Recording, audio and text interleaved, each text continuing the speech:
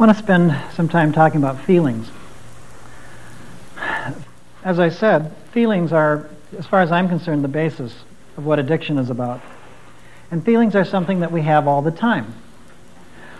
Feelings are kind of meant to come in, be a part of our reality. We express the feeling. Sometimes it's affirmed, but the expression is there, and the feeling is gone. It's like you get mad, you say you're mad, and then after a while you're not mad anymore. That's the normal flow of feelings.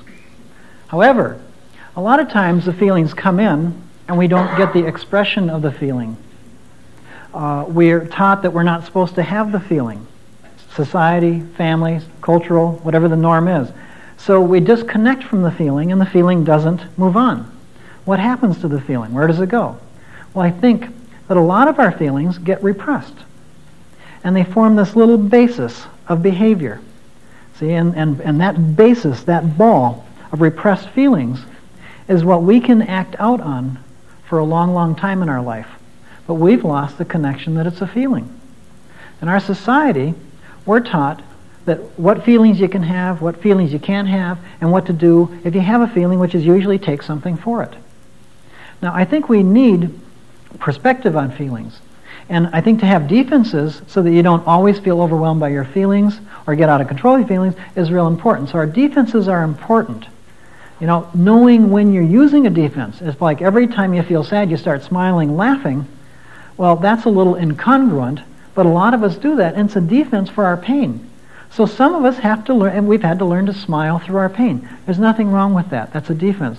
But if you're always smiling through your pain, you never get what your pain is telling you. You never get free, an expression of the pain. It's like what Peck said. The only path away from the suffering is to go into the suffering. And we never go into it, so we never get away from it. We carry it with us all the time. Now, the defenses are important, but I think that sometimes what we even call our feelings becomes a defense. You know, a lot of us have defenses like we project, we're grandiose, we minimize, we evade, we intellectualize, we rationalize, we do all that stuff. I'm not saying those are bad or good, it's just what we do. It's only when we're out of control with the defense, and we don't know we're using it as a defense, that we get in real trouble with it. All right, but what we call our feelings, I said, can also be a defense. I think we've got a lot of terms in our society that keep us from recognizing feelings. It's like if you even listen sometimes to the media and what they call your feelings, you get certain words. I don't know if you're tracking yet with what I'm saying, but the idea that, like, do you suffer from tension and anxiety? Now, what are you going to do with tension and anxiety? Or sleeplessness, or uptight? What else? What other kinds of words do they have? Frustration. You have a lot of frustration in your life. Now, those sound great as feeling words, right? I'm really tense, I'm really anxious, I'm really afraid, I'm really uptight. But I would challenge anybody up here to come and deal with their tension, their sleeplessness, their uptightness, their frustration, and their anxiety. I'd like you to come up here, deal with it, and share it with the group. What would you do? Come here. Agitate. That's about all you could do. What we can do with those feelings, or those feeling words, is we have to take something for them. See, I call those the aspirin commercial feelings. Because what we do is we get tense and we take aspirin, or Darvon, or Canadian Club. We drink something. We take care of the feeling by using something outside of ourselves that medicates the feeling. That's a defense. What you call your feelings becomes important, and that we need each of our feelings, and they give us something of value. Our feelings are not negative. There aren't negative and positive feelings. There's just feelings. Now, I have sort of I guess you'd call it a developmental approach. And I know there's a lot of people in the field that have a developmental approach. There's Erickson, and he does this stuff like year one is trust, mistrust, and if you don't learn trust, you have trust issues all your life. And then there's Glasser, who says, to belong, to be free, to have worth, to love, and to have fun are the things that a family gives a child developmentally. And there's Fred Ford, and there, all these people. Well, mine has more to do with that the family is a process where we learn about our feelings, and that we get those feelings affirmed, and then we have our health. We can function in relationship, we can function as human beings because we've had these feelings affirmed developmentally. And I have a list on the board of a little bit of what I'm talking about. It's like the issue of warmth. Warmth is a feeling. There's a lot of people that have never felt warmth. In fact, you can even, sometimes you get around people and you just kind of tell that there's some coldness, there's a fear, there's a detachment, there's a distance about them, and you can just see that they've never had any warmth and that they don't know what it's about. And then there's others of us that warmth is something that we kind of crave, we know what it's like, we like it, we let ourselves have it. See, I think warmth is one of the first ones that we either pick up or we don't pick up. When a child's born, there's a whole thing about like building that child's self-image that begins right there. In fact, self-image is something that's constantly being developed. And we develop it, basically our self-image is developed by looking in mirrors. Kind of a weird approach to self-image, but if you imagine that, like, and it's always going, I'm building self-image right now. It's developing in me. And the mirrors I'm looking at are your eyes. And see, if I see like boredom, disdain, kind of confusion and even anger and resentment in your eyes, then what do I start to believe about myself? I'm boring, disdainful. People are mad at me. They don't like what I'm saying. I'm not interesting. And it may be gas. It might not be about me at all. But I'm building this self-image by what I'm seeing in your eyes. If I see interest, curiosity, and joy, and all this stuff in your eyes, then I'm building self-image. And hey, I'm interesting. I have something worth saying, and people tend to like me. And it may be that lunch is coming. But I'm going to kind of make it about me anyway. Now, of course, it probably isn't going to throw my life out of kilter. What I see so much now. But when I first, when that self-image is real tender and early forming period, it can really affect me, what I feel, what I sense, what I hear, those mirrors that are reflecting back to me what I am about. And so if I don't feel the warmth, if I focus in eyes and I don't see the care and the concern and the interest in me, then what am I going to feel about myself? What's my self-image going to be like at a very early age? And you ever notice, like, people that work with babies a lot, how they can... you grab both their little feet between three fingers, flip them up, they do a double flip and a half twist, and they land on the side that you want them to land on and change the diaper. You get so kind of used to handling babies, people that do it a lot, it's just, and I wondered if all babies were handled that way, what would be like, because, you kind of lose that preciousness, or you lose that cuddling, you lose, the feeling of warmth isn't there. And if you were born into a family that couldn't give warmth, that didn't have it to give, that's an angry family, they're going through trauma, there's alcoholism, there's depression, there's fear of suicide, there's mental illness, whatever. If you're born into that family, you don't get the warmth. You don't get the same warmth anyway that you might, and you don't get the feeling then of being protected and trusting and safe. So warmth is one of the first ones I think we need to learn to feel developmentally to be able to progress. And people that don't get that warmth have a hard time progressing. Safety kind of comes along with the warmth. How you're handled. What noises you hear. They're helping you build self-image and a sense of safety. And there are people who have never felt safe anywhere in their lives, at any time in their lives. And I think that developmentally, if you don't have that sense of safety in your childhood, the world does not feel like a safe place. If you've been abused at a very early age, you probably haven't felt safe since the abuse issue. If it was 2 years old, then 2 years old was the last time you probably felt safe. If you're born around tax time, 2 weeks before taxes are due, and your dad hasn't done them for 5 years, there's a big chance that you may never feel safe in your life. Because you feel the tension. Kids absorb tension, anxieties, anger, disruption, and chaos. And that affects their feeling of safety within themselves. So I believe that's sort of the next developmental issue that we have to deal with, whether we can feel safe. And sometimes we even have to go back to feeling small and getting the safe kind of nurturing in a setting so that we can build the safety feeling within ourselves. I think it can happen in other ways, but I see that as being one of the most powerful ways of getting back to feeling warmth and safety, is to really just, and there's a lot of people who do wonderful work, letting people just kind of be small, feel small, getting nurturing and safety and warmth and dependency. There's also the reality, though, if you didn't get that, it's a loss. and that we can never really get it as little children again, and that we have to grieve that loss, and we have to learn to trust and get warmth and safety as adults and meet our adult dependency needs. And I'll talk about that a little bit later too. Dependency needs are the next thing. We learn whether we have the right to depend on the people around us. And if you don't feel safe, you don't feel warmth, you're learning that you can't depend on them. And then it adds, dependency issues. And what have I been talking about when I talk about addiction? But I'm talking about dependency. Chemical dependency, codependency, food dependency. Those are dependency problems that stem from a feeling that we don't have the right to depend. Dependency problems in early childhood. And if you don't have the right to depend, of course you have dependency problems. We also need to learn and have our pain affirmed. And I think that some parents get into always trying to protect their children from pain. Never letting, the smothering, overprotecting, never letting them take risks. How many of you have children here or have had? Okay, so you know that, then you all have had a first child that raised your hand, right?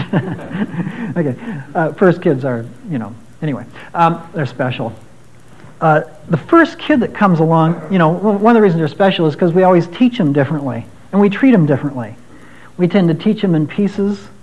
They just learn differently. We teach them more of the structure, the parts. This is a chalk. This is a blackboard, even though it's green, which is very confusing to a first kid. Blackboard should be black, right? And by the time the second and third come on, erase the blackboard and, don't mess up the chalk. It's all in concepts. You don't bother teaching in pieces. But first kids, they come into the family and they have this soft spot, right? And how many of you were very careful of the soft spot? Did you ever notice that none of your other kids even had a soft spot? It's like you see the first kid bounce 3 or 4 times on that soft spot, nothing happens, you don't even worry about it. But you're so protective, and then they're not supposed to have pain, and you'll fall down. Don't start walking. My guy's starting to walk. He's going to fall down. And so we panic when they're going to start to walk. So 14 years later, anyway, they're still driving everywhere. But we have to let kids experience the pain, not try to always fix the pain, and let them know that they can have it and get through it, and that pain is a part of life and a part of growing up. And pain avoidance isn't healthy. Not all pain avoidance. You don't want to take pleasure in their pain either, although that happens in families as well. Pleasure is another feeling that kids have to learn that it's okay to have. And pleasure and joy and happiness and giggling is a part of growing up. And that, if the kid's pleasuring themselves or giggling or something like that, and they start to make noise, and then they're told to shut up, pull that pleasure. Don't feel good. Don't make any expression of pleasure. Kids need to be touched. They need to be felt. They have pleasure from the touch. They have pleasure from the sounds, the sensations, the bathing. And it's important that kids learn that they have a right to that pleasure. And when they're not treated with and given that right to have pleasure, I think we get into a pleasure denial system in our life, and that anything that feels good must be wrong. Along with, it's like I separated pain and sadness for a reason. I think that pain is different than sadness, and that sadness is more to do with loss. And kids very early developmentally get a sense of loss and a sense of leaving things and a sense of being sad about stuff that's different than that reaction to something that might cause pain. Sadness is another important feeling that we don't always have to fix. And that when someone has sadness, if they don't get through the sadness, I believe that they don't get through their healing about whatever it is that made them sad. I consider sadness the healing feeling. And that crying is a part of that sadness for most of us. And sometimes it's even like just kind of sitting there knowing you're sad, whether the tears are coming, and allowing that to be there. And how often do we say, oh, it'll be okay, oh, nothing to be sad about, you'll get through it, don't worry about it. And that's not what we need to hear. Sometimes I feel absolutely nuts when I'm sad, and people say, it'll be all right. That doesn't make any sense to me. I know I'm not all right. And it's much more affirming to say, boy, this has been a really tough time for you. And I think that anybody would be sad, going through this. And then I feel like I'm normal, I'm okay. I've got a right to my sadness, and that person is hearing. And a lot of parents have a hard time with their kids' sadness. Some want to fix it, but some like they'll even beat the sadness out of their kids. I don't know if any of you were physically abused, but we'll find that out later. We don't, not necessarily. I mean, you don't have to tell us, but or we don't have to tell you. It's like a kid is getting beaten and they start to cry. I don't know if any of you got beat more because you were crying, but it's like you're not supposed to have that sadness. And that getting beaten more because you're crying is usually a parent's attempt to toughen up a kid so that the kid can better take care of the parent. Because a dependent, sad kid doesn't take care of parents very well. A tougher, unsad kid is stronger and can do a better job of taking care of the parents' needs. And the parents aren't responsible for the kid so much when the kid is angry, defiant, and tough. You know, it's sort of a trick that parents play on kids. We have a lot of cultural messages about our feelings too. And in our culture, men are not supposed to be sad. Men are not supposed to cry. Remember that guy on the campaign trail, Muskie? He started crying. I mean, he was out of that race just like that. The next day, he was pulled out because he cried. Now, that was a few years ago, you know. But even then, I thought, I'd rather have a president that could cry than one that could act. I mean, this isn't a big political statement or anything, but sometimes I even think when a president can act is crying, they might be acting. I don't know. You know, it's hard to say. But the fact is that, I know some say that some presidents can't act either, but, well, that's a little statement on our movie industry. All right, but our pain is an essential ingredient of recovering from all loss, and that we have a hard time with that. You know, how many times do we move from one relation to the other, but we're still real stuck in the other? It's because we haven't grieved the loss. Any change in life, any moving from one thing to another involves some loss, involves the grieving process. And the grieving process, you know, they talk about the grieving as a process. They talk about, you know, denial, that you deny that there's any loss, or you deny that you have feelings about it. But usually we get over that pretty quick because we get overwhelmed with our feelings. So then we start bargaining. Well, it'll really be better. You know, it's a good thing that person left me because, you know, now I'm free to find someone even better, or, you know, now I'm not going to get abused anymore, or this is a better house anyway. So we do the bargaining, you know, or I don't have to feel, I'll feel it for a little while, but I'm not going to feel it very long. So we bargain even how much we're going to feel about it. And then we get into anger. You know, we're angry that we had to make the move, we had to have the loss, we had to leave, they had to leave, whatever it is. And then usually what happens is the anger gets turned in and, you know, we start getting depressed. But at some point, we've got to have the sadness. And if we don't have the sadness, we don't get through the loss. And after the sadness comes the acceptance, the serenity, and the ability to go on to new things. And people that haven't grieved and had their sadness about old relationships, even if the relationship was horrible, you know, you've been married for 22 years and you hated every minute of it almost, you know, but even if it was, you have to grieve. And you say, oh, what a relief. I'm not going to grieve that SOB. You know, but the fact is that you have to even grieve the loss of what you wanted the relationship to be. Or the 14 and a half seconds of good times that you had. You know, you got to still grieve so that you can move on. Because I think a lot of people stay stuck. I work with a person in a suburb. It was bizarre because we were doing a grief group. And she, you know, they're closing a high school, and they wanted the teachers to come in and do some grieving about the closing of the school. And this person said, well, listen, I used to live in Cedar Rapids, Iowa, and I loved my house there, and I loved my friends there, and I was happy there. And I moved, you know, to Minneapolis, and you know, I don't get along with the people. I don't care much for my house, and the job doesn't seem the same. You know, I'm just not doing well here. And so what I said, well, you know, of course, time. You know, it takes time to react and adjust and integrate your new life. You know, and to build a new system. And so you just give yourself time. So I said, so how long ago did you move? She says, 19 years ago. I thought maybe I should probably be selling carpeting for a living instead of doing what I mean. What I missed totally was that she hadn't grieved the loss of her house. That was the biggest thing. The friends were second.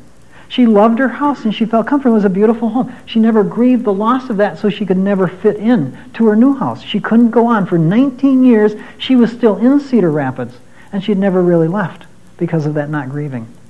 We have to grieve. In fact, there's one therapist that says that all therapy is grief work. And what he says is that whether it's a grieving of childhood, whether it's a grieving of you know, relationship with parents and the right to our feelings, whatever it is, it's all about loss. And we have to have the sadness of that. And what do we get from our sadness?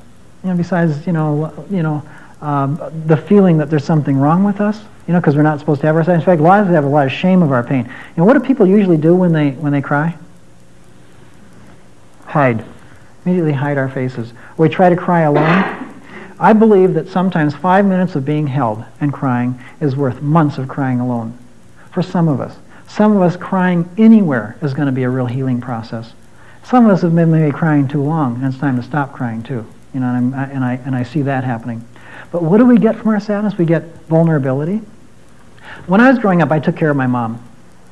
She would cry on my shoulder. I would comfort her, nurture her. I'd give her advice, counseling, the whole thing.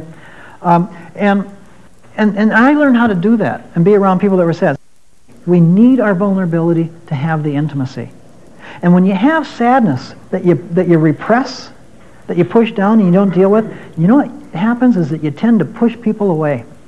Because the closer you get to people, the more you begin to feel the sadness. And so then you don't want to be close because you don't want to feel the sadness. So you're always there's a push-pull going on where people want to get so close, and then you got this little wall.